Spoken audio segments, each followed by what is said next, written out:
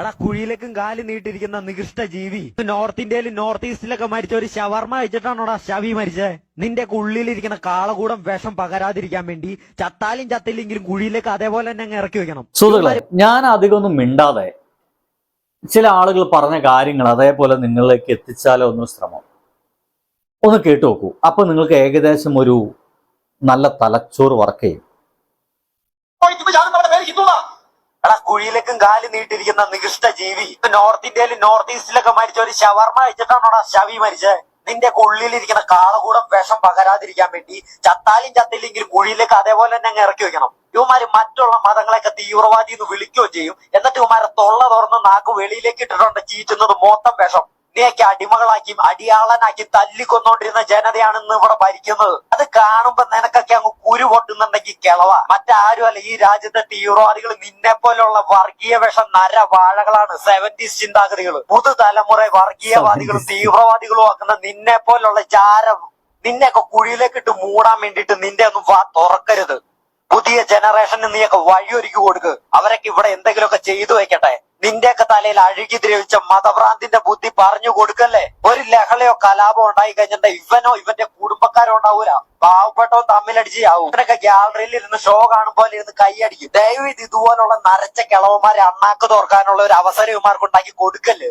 മനുഷ്യനായിട്ട് പറഞ്ഞ എന്തെങ്കിലും ഒരു ക്വാളിറ്റി ഉണ്ടോ? തമ്മി കടിച്ചു കയറുന്ന കില്ലപ്പട്ടിയുടെ സംസ്കാരം പോലും ഇല്ലാത്ത നികൃഷ്ട ജീവികള്, വിവരദോഷികള്, നിർഗുണ ജീവികള് കേരളത്തിൽ വന്ന് നീ ഒന്നും അണ്ണാക്ക് പൊളിക്കണ്ട. ഇത് നിന്റെയൊക്കെ നോർത്ത് ഇന്ത്യ അല്ല.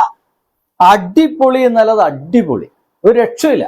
ഞാൻ ഗംഭീരമായിട്ട് പറയണത് പറഞ്ഞിട്ടുണ്ട്. ഇവന്മാരൊക്കെ ഇവര് മറ്റുള്ളവരെ, ശരിയാണ്, ഇവര് മറ്റുള്ളവരെ തീവ്രവാദികളിൽ നിന്ന് വിളിക്കുകയും ചെയ്യും. എന്നാൽ അത്തരത്തിലുള്ള തീവ്രവാദ വർത്തമാനം മുഴുവൻ പറയുന്നത് ഇവരായിരിക്കും. ഒന്ന് ആലോചിച്ചൊക്കെ, ഈ എന്താ പറയാ, ഈ വേട്ടനായുടെ തോലിട്ട ഈ ആട്ടിൻപറ്റങ്ങളെ പോലെയാണ്. എന്തായാലും വേറെ മനുഷ്യൻ കൂടി ചില വർത്തമാനം പറയുന്നുണ്ട്. ബസവണ്ണൻ ബ്രാഹ്മണകുലത്തിൽ ജനിച്ച് 12ാം നൂറ്റാണ്ടിൽ കർണാടകത്തിൽ ബ്രാഹ്മണകുലത്തിൽ ജനിച്ച് കുടുംബ മുറിച്ചു കളഞ്ഞ് പൂണൂല് പൊട്ടിച്ചു കളഞ്ഞ് വേദങ്ങൾ കത്തിച്ചു കളഞ്ഞ് ആ സമൂഹത്തിലെ തൊട്ടിപ്പണിക്കാരെയും ചെരുപ്പുകുത്തികളെയും ദളിതരായ മുഴുവൻ മനുഷ്യരെയും കൂടെ ചേർത്ത് അദ്ദേഹം ഒരു പ്രസ്ഥാനത്തിന് നേതൃത്വം നൽകി. ആ പ്രസ്ഥാനത്തിന്റെ പേരാണ് ശിവശരണ പ്രസ്ഥാനം. ആ ശിവശരണ പ്രസ്ഥാനത്തിന്റെ ഒന്നാമത്തെ മുദ്രാവാക്യം ആരും ക്ഷേത്രങ്ങളിൽ പോകരുത്. ക്ഷേത്രം ബ്രാഹ്മണരുടെ സ്ഥലമാണ്. ബ്രാഹ്മണ്യം നിലനിൽക്കുന്നിടത്തോളം കാലം ജാതി വ്യവസ്ഥ നിലനിൽക്കും. ജാതി വ്യവസ്ഥ നിലനിൽക്കുന്നിടത്തോളം അടിമത്തം നിലനിൽക്കും. അതുകൊണ്ട് നിങ്ങൾ സ്വയം സ്വാതന്ത്ര്യം പ്രഖ്യാപിക്കണം. നിങ്ങളുടെ ശരീരം തന്നെയാണ് ക്ഷേത്രം, ശിരസ്സാണ് ശ്രീകോവിൽ, കാലുകൾ തൂണുകളാണ് എന്നിങ്ങനെയുള്ള വളരെ വിധ്വംസകാത്മകമായ ബ്രാഹ്മണ്യത്തിനെതിരെ സംസാരിച്ച വൈഷണികനും കവിയുമാണ് ബസവണ്ണൻ. ആ ബസവണ്ണന്റെ ആശയങ്ങൾ കർണാടകത്തിൽ ഉടനീളം പ്രചരിപ്പിക്കാൻ ശ്രമിച്ച ഒരു മഹാപണ്ഡിതനായിരുന്നു എം കൽബുർഗി. ആ കൽബുർഗിയെ വെടിവെച്ച് കൊന്നത് ബസവണ്ണനെ വെടിവെച്ച് കൊല്ലാൻ കഴിയാത്തത് കൊണ്ടാണ്. അവർ പകരം വീട്ടിയത് 8 നൂറ്റാണ്ട് മുമ്പ് ജീവിച്ച ഒരു മനുഷ്യനെയാണ് അവർ ഇല്ലാതാക്കാൻ ശ്രമിച്ചത്. കൽബുർഗിയുടെ ഘാതകരെ പിടികൂടണം എന്ന് പറഞ്ഞതിനാണ് ഗൗരി ലങ്കേഷിനെ കൊന്നുകളഞ്ഞത്.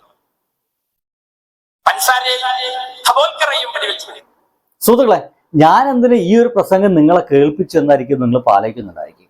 ഇതിൽ പറയുന്ന ബസവൺ എന്ന് പറയുന്ന ഒരു സാമൂഹ്യ പരിഷ്കർത്താനെ കുറിച്ചിട്ടാണ്.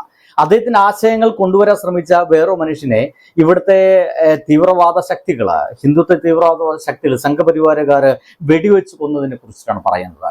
എന്തുകൊണ്ട് ബസവണ്ണനെ വെടിവെച്ച് കൊല്ലാൻ കഴിഞ്ഞില്ല എന്ന് വെച്ച് കഴിഞ്ഞാൽ അന്ന് ഇവന്മാർ അത്ര ശക്തമല്ലായിരുന്നു.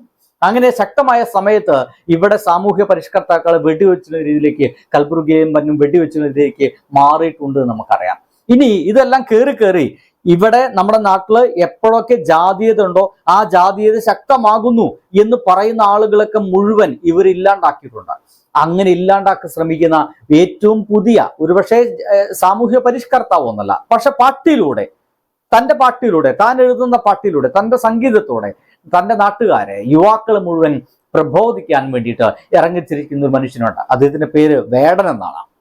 അപ്പൊ മിക്കവാറും ഞാൻ പറയുന്നത് മറ്റുള്ളവരെല്ലാം വെടിവെച്ചു കൊന്ന ആ ഒരു തോക്ക് എന്തെങ്കിലും നമ്മുടെ വേടന്റെ നെഞ്ചത്തേക്കും നീളുമോ എന്നുള്ള ഭയമാണ്. ജാതീയതയ്ക്ക് സംസാരിച്ച ആളുകൾ മുഴുവൻ സംഘപരിവാർ അത്ര അധികം വേട്ടയാടിയിട്ടുണ്ട്. വേടൻ അതിലൊരാൾ മാത്രമാണെന്ന് നിങ്ങൾ മനസ്സിലാക്കുക. വേടന്റെ ജാതിയാണ് പ്രശ്നം കേട്ടോ. ഇങ്ങനെ ജാതിയാണ് പ്രശ്നം എന്നൊക്കെ പറയുന്ന സമയത്ത് ജാതീയതയെ കുറിച്ചിട്ട് എന്താണ് തീവ്ര ഹിന്ദുക്കൾ ചിന്തിക്കുന്നത് എന്ന് നിങ്ങൾക്ക് മനസ്സിലാവേണ്ടേ? ഒരു വീഡിയോ കൂടി നിങ്ങളൊന്ന് കേൾക്കൂ പ്ലീസ്.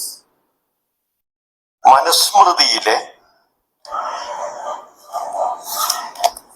413 ശ്ലോകത്തിൽ പറയാണ്, കൂലിയോ ഭക്ഷണമോ കൊടുക്കാതെയോ ശൂദ്രനെ കൊണ്ട് ദാസ്യം ചെയ്യിക്കാം. ശൂദ്രൻ എന്ന് പറയുന്ന ആരാണ്? 4 വർണ്ണങ്ങളിൽ 4ാമത്തവനാണ്. സവർണനാണ് ശൂദ്രൻ. ശൂദ്രന്റെ കാര്യമാണ് പറയുന്നത്. സവർണല്ല അവർണനാണ്. സവർണനാണ് ഈഴവരും മറ്റും. സവർണന്റെ കാര്യം ഇങ്ങനെയാണെങ്കിൽ പിന്നെ അവർണരുടെ കാര്യം പറയാനില്ലല്ലോ.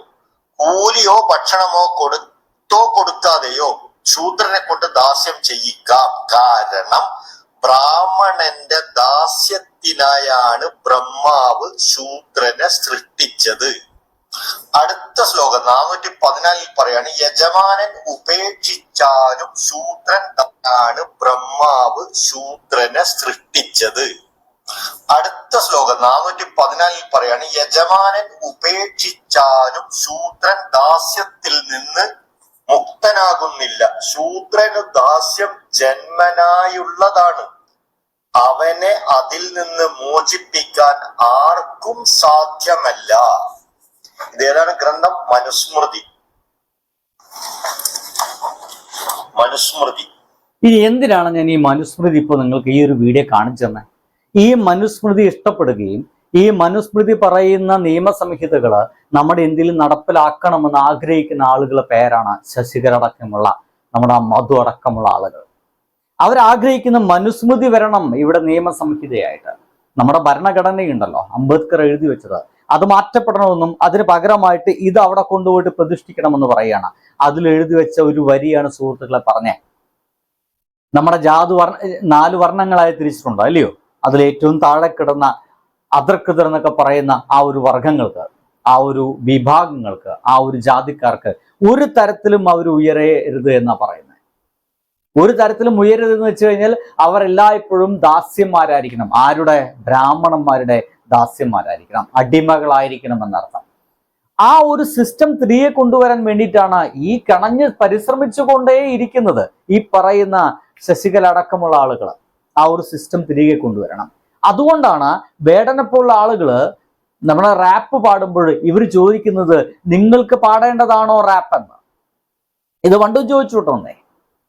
ഇനിയിപ്പോ വേടനെ പോലുള്ള ആളുകള് നമ്മുടെ ശാസ്ത്രീയ സംഗീത പഠിച്ചെങ്കിൽ ചോദിക്കും, നീയൊക്കെ പാടേണ്ടതാണോടാ ശാസ്ത്രീയ സംഗീതം? നിനക്ക് നിന്റെ ജാതി മാത്രം ഉറഞ്ഞു നിൽക്കുന്ന പാട്ടില്ലേ, അത് മാത്രം പാടിയാ പോരടാ എന്ന് ചോദിക്കും. ഇവന്മാരത് ചോദിക്കും.